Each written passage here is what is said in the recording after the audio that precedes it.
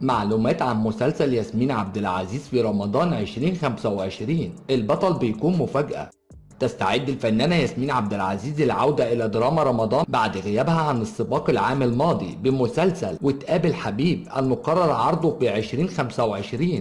مسلسل وتقابل حبيب الذي تقدمه الفنانة ياسمين عبد العزيز في السباق الرمضاني 2025 يعودها إلى تقديم ثنائية مجددة مع الفنان كريم فهمي بطل العمل بعد آخر تعاون لهم في رمضان 2020 من خلال مسلسل ونحب تاني ليه الذي حقق نجاحا كبيرا وقت عرضه.